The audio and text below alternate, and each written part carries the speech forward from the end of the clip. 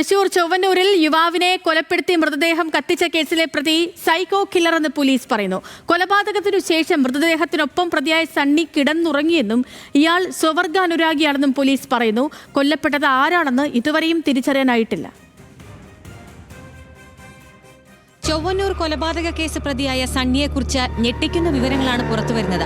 2005-ൽ ഇതര സംസ്ഥാന തൊഴിലാളികളെയും കൊലപ്പെടുത്തിയ കേസിൽ പ്രതിയാണ് സണ്ണി. മാനസിക പ്രശ്നങ്ങൾ ഉണ്ടെന്ന രേഖയുണ്ടാക്കി ജാമ്യത്തിലിറങ്ങി. സണ്ണി സ്വവർഗാനുരാഗിയും സൈക്കോ കില്ലറുമാണെന്ന് പോലീസ് പറയുന്നു. ചൊവ്വന്നൂർ സെന്ററിലുള്ള ഇതര സംസ്ഥാന തൊഴിലാളികൾ താമസിക്കുന്ന സെന്റ് മേരീസ് ക്വാർട്ടേഴ്സിലായിരുന്നു മാസങ്ങളായി താമസം. അപരിചിതരുമായി സണ്ണി പതിവായി വാടക ക്വാർട്ടേഴ്സിൽ എത്തിയിരുന്നതായി പ്രദേശവാസികൾ പറയുന്നു.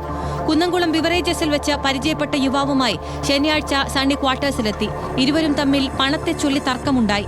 യുവാവിന്റെ കൈവശമുണ്ടായിരുന്ന കത്തി ഉപയോഗിച്ച് സണ്ണി ഇയാളെ കുത്തിപ്പരിക്കേൽപ്പിക്കുകയും ഫ്രൈയിങ് പാൻ ഉപയോഗിച്ച് തലക്കടിച്ച് കൊലപ്പെടുത്തുകയുമായിരുന്നു.